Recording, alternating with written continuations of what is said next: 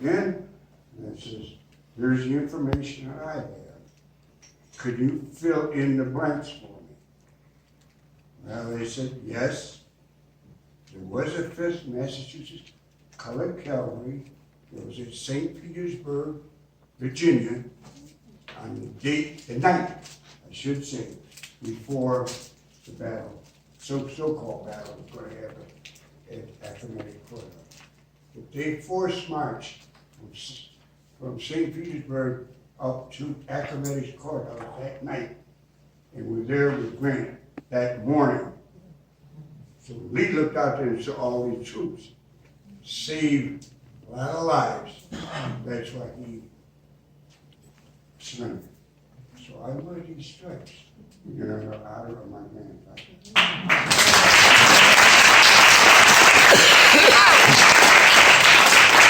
Another thing, I don't have boots on. Well, there's a reason behind that too. I got kind of big calves. I don't know how many of you remember old, what was his name? Hollywood, I can't think of his name now. But he always played the big commanding officer of the troops, of the cavalry. John Wayne. John Wayne. And if you remember, he always had this Irish rough first sergeant, and every time he get ready to pull his boots off, he had to get up behind him and put his foot, get the boots off. And my wife said, no more am I going to do that. That's why now I think I got your attention after that. I'd like to go back and bring up the date. Now, if you notice, as things go, as we talk and tell you about things, looks like we're going that circle. We keep doing that revolving circle. If you look back and you say, how stupid could they have been to put so many troops against each other, brothers and sisters and everything else, fighting against each other in America? This is supposed to be the United States of America. And we're fighting each other. How did this happen? Well, if you go back and look at it, you'll see that this is something that just keeps going around and around. Why, I do not know. Just think about it as I try to explain some of it. Now, after the Civil War, there was a young gentleman who said he wanted to go to West Point. A colored gentleman said he wanted to go to West Point. Well, go to West Point. Well, he went first to he has to go to his senator. He said, I want to go to West Point. The senator says, you can't go to West Point. You got to be able to read and write. He says, I can read and write. He said, well, you got to take a test. He said, okay. He went, took the test. He came back and he says, here, I passed the test.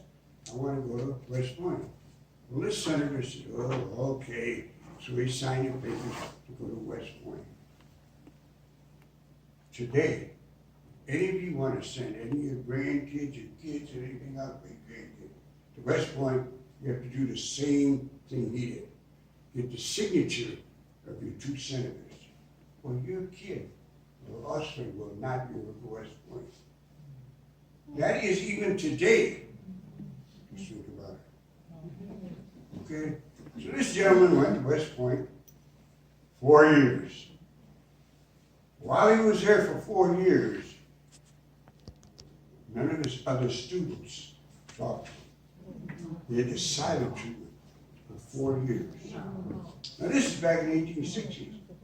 What about the 1930s? The same thing went on. That's how right up to Benjamin Davis went to West Point. Remember the circle I'm talking about? Yes. Okay. Now, this gentleman graduated from West Point with an engineering degree. Now, what are we going to do? Here we got this one colored American. He's an officer now. Where are we going to send him? Can't send him into white troops. We're sending him out there west to a Calvary.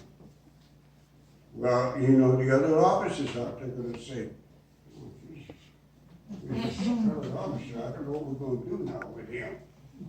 So the thing was, let's make him a quartermaster. Don't give him command of troops. Because now he gets command of troops, he can, with pretty big shoulders up here. So let's just make him a quartermaster, keep him inside. So when he got to be the quartermaster, he looked at the books and he said, "Whoa, there were discrepancies here. 2 and 2 does not add up to 4. So he said, you know what, an engineer, he's got a pretty good head on his shoulder for math. He figured he could kind of transpose some of the numbers and get it out to be even. At least he had to start on an even keel. And these other officers said, uh-oh, he's doing too good here. We better let's put him up on a court martial. And he's fooling with the books. So they court martial gave him a dishonorable discharge. But they couldn't do it for the books. They said he was lying to the superior officer. Well, this gentleman, after being discharged, don't forget he's got this engineering degree now. Farmers, ranchers, cities, towns, individual people had to have their land surveyed. So you can say my property goes from here to here, City of Rochester goes from here to here, and Sodus here. He didn't know how to survey. Got to be well known as a surveyor. Got pretty good coins out of it. Now, how would you like to be this individual? And Uncle Sam says, could you help me? Could you do some surveying for me? Now, he's already kicked you in the butt. But they said, come back and could you do some surveying for us? Which he did. That wall that somebody's trying to put up now, I think his name is Trump. Well, he did that, the borderline between the United States and Mexico, which is still in effect today. Oh, I forgot to tell you, while he was out at Fort Sill as a quartermaster, the troops were getting a little dysentery because whoever has the high ground is nice property, but you get down the low ground, you get your drain off, right? So he says, hey, with my engineering degree, I can take care of that, which he did. So at this fort, he laid down the surveying thing, so this water would run off. They called it Flipper's Ditch. That Flipper's Ditch, what he did back in 1890s, is still in effect today. We had a ditch going through Rochester. Erie Canal. Think about it.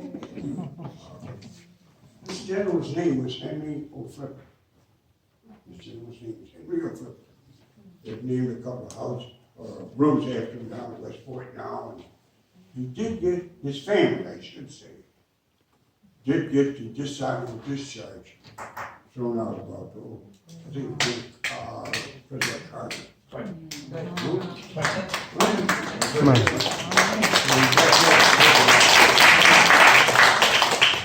Now you ladies, please, don't throw your pocketbooks at me when you see me. I gotta tell you this story. In the military, women were not classified to do any work. You was either a seamstress, cook, a laundry person, some minor thing. But there was one little lady, I shouldn't say lady, she was a tall young lady, who used to do this. And she got so good that she was under a general. You know, the generals or officers never know how to lay out the clothing, how to wear it. So she would lay out his clothing every morning and have everything set up, all this, shall I say, honor badges all set up. She got to be very, very good at this. But when the Civil War ended, what happened? No job. Well, her name was Kathy Williams. Kathy Williams. Sorry. Her name was Kathy Williams. She changed her name. William Kathy. In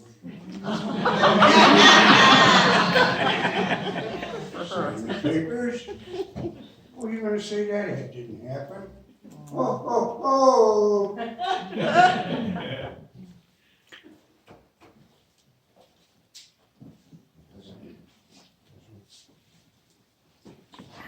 If you're there, look at this, I have 2 books here.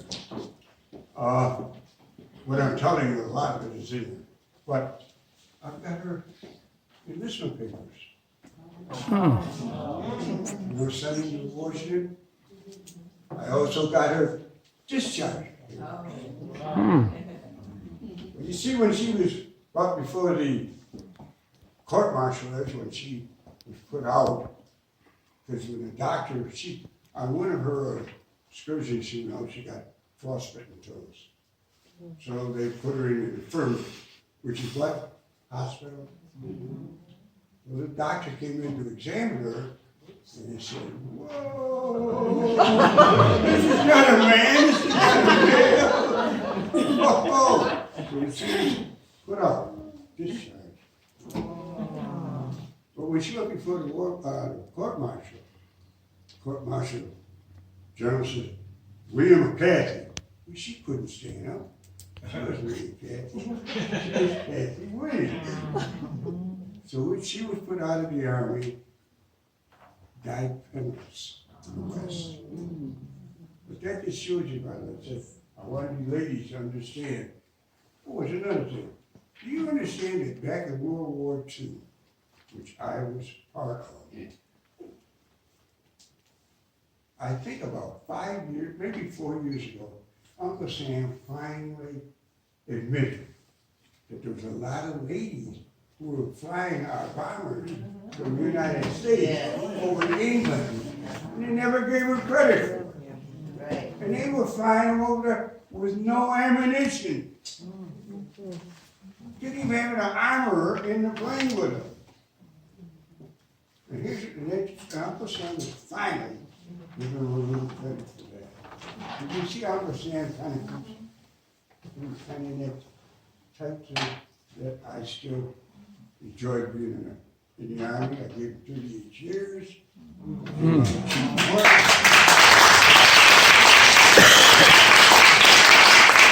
The only reason I guess go back, I was born and raised in Rochester, New York. I went to 2 schools in Rochester. Elementary school was number 3, my high school was number 4, and then the college. But with that education that I had, it kind of helped me a little bit. Because I love math and I love history. So when they used to give them little exams about A train leaving at such and such a time, a B train leaving at such and such a time, 30 minutes later, how fast did this train go up, and when did they meet? Well, if you knew the formula, you just put the formula down, put the numbers down, boom, you're all done. Everybody else is thinking, well, geez, you go crazy. But that was part of my training, which helped me in the service, because they sent me to a number of different schools, and I always had my hand up to go to school. So I ended up being an intelligence officer. I flunked out. I'll tell you right now, I flunked out as a pilot because one eye was stronger than the other. What do we do today? Throw contact in and let's go. I want to leave you right now. If you have any questions later on, I'll happy to try to answer it for you. I'd like to turn this over to my comrade, and thank you very much for your time.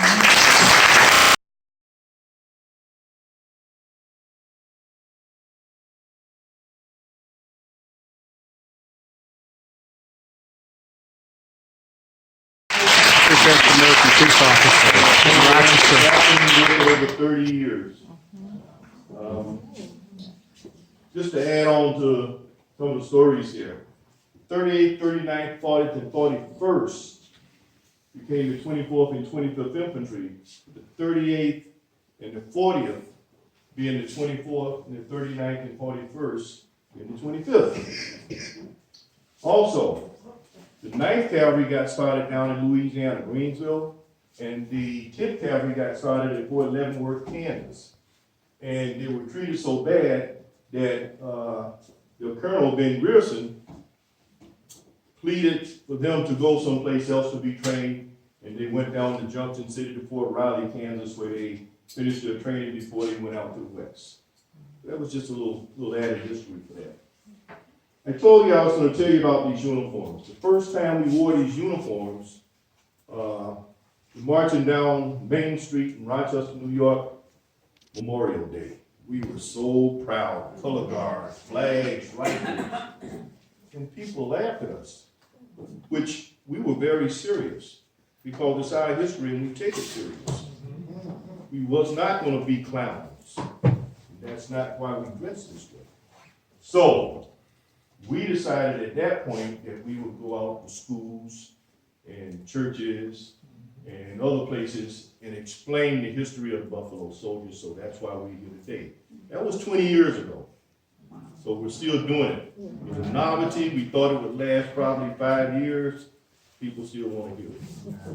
So, now we all know that our history is just not African American history, it's American history. It's military history. Yeah.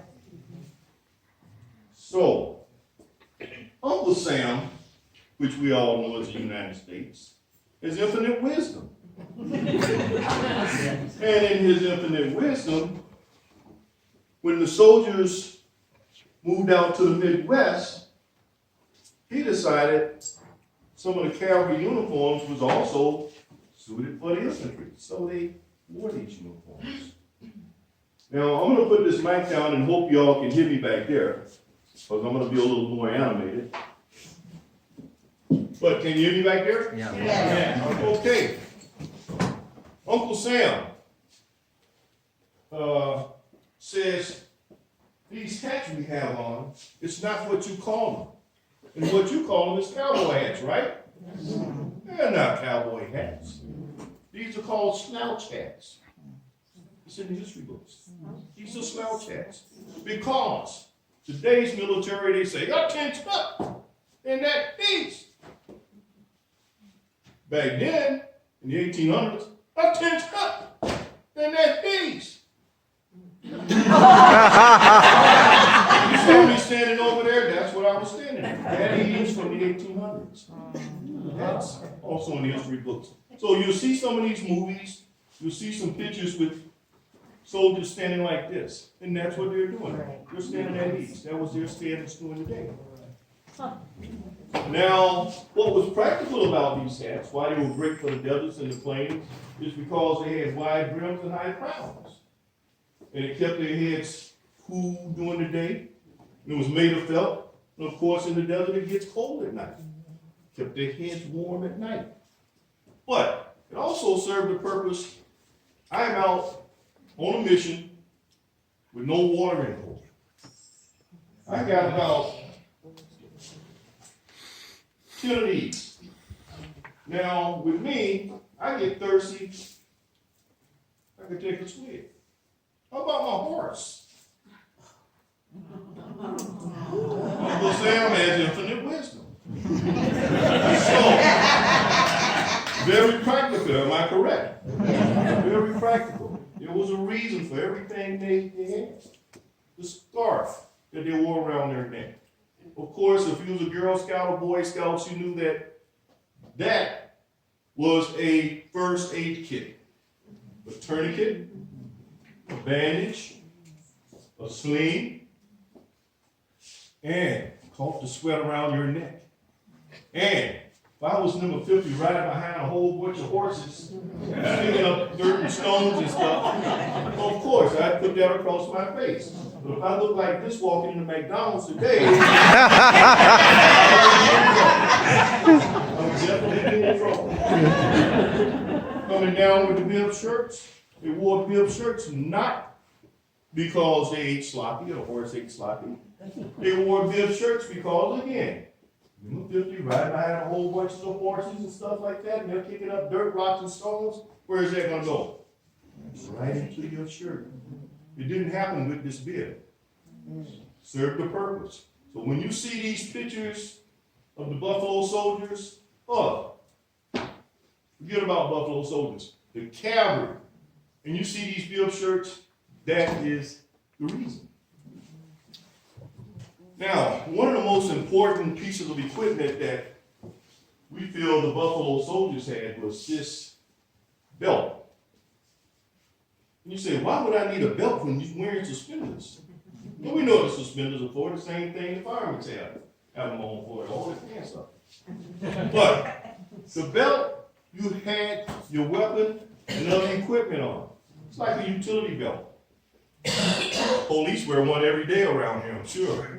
But it was like a utility belt. The most important thing to the Buffalo Soldiers on this belt was the U.S. Ask a little kid, what does the U.S. stand for? You know what the kid said? Us. It stands for United States. And of course, when there was a battle, and they knew how important this buckle was to some people that used to be a piece of property, now they're a part or something, they would taunt them with that. So, that was very important. Coming down to the pants. Of course, all your battles was close-in fighting at the time, and doing that close-in fighting, you had a lot of fog. Okay, you didn't have the powderless, the smokeless powder that you have today. When you shot a rifle, it was smoke everywhere. Okay? So, and you always hear the fog of battle. That was your fog. If I was just a trooper with no stripes, because you didn't get these stripes until you became a corporal or above, which is a non-commissioned officer, or an officer. You did not have these stripes. So, if I was in battle, and some guy with no stripes saying, hey, get over there, then get over there. You know, you don't get me killed, you go. But if there was a guy that had stripes this wide, or maybe a little smaller, that says, get over there. You know he's directing the battle over there. So it would be a success. So, very important. Very important. The boots, of course, 10 hours a day on horseback. What do you think? All of that will get raw inside. Not only that, but you got sagebrush, you got cactus, you got scorpions, you got snakes, all this old nasty things out there in the desert. Okay? So, they're very practical. The gloves. These aren't leather gloves. These are called gauntlets. Gauntlets are the things that the knights of the old wore. If you are a knife fighter with a sword or a saber, which is, a saber is a little different than a sword, you would not want to get your hands cut or your fingers cut. That prevented that. Not only that, but these guys built towns. They strung a lot of barbed wire. They strung a lot of telegraph wire. Very practical. I read initially that the United States did not issue these gloves to the troopers or the soldiers. So out of the handsome sum of $13 a month, they had to buy these gloves. So, coming down to equipment. What is the most important? But you had a forest cap. Forest cap. During the Civil War, a lot of the battles was out in the forest. Of course, I might have some hardtack and a biscuit, but I see some nice berries over there. I didn't need a bucket. Why? Uncle Sam has infinite wisdom and put a bucket on my head. This is called a cappy. Every soldier wore one. Every soldier was issued one. This is called a bomber. It's a little bit longer in the back. I don't know why it's a bomber, but baby, you look like a bum in it. Idea. But one of the most important pieces of equipment that they had was this saddle. It was called a McClellan saddle. It was named after the Civil War general, George McClellan. Now, he went over to the Crimean Wars over in Europe, seeing the way they were using it. He decided it would be perfect for our military troops, for our cavalry. So, we adopted this saddle. And with that came something that we adopted and borrowed from the Mexicans. Chaps, because we don't steal anything, not this country. And covered stand-ups called trapaderos. What's important about this, it was also lightweight. Big chunk in the middle taken out. From what I understand, it was more comfortable for the horse. I've ridden one a couple of times. It's not too bad. But if old ones wasn't as good as this, they would throw a blanket over it. Now, I have one here that has the name of the officer that it belonged to. Had to be a little guy. Anybody know about saddles know that they come in different frames. This, I believe, is an A-frame for smaller people. You got A-frames for fat guys like me. But it has its name right here. And what amazed me was when I seen the tag on the back, it said Troy, New York. So it was made in Troy, New York.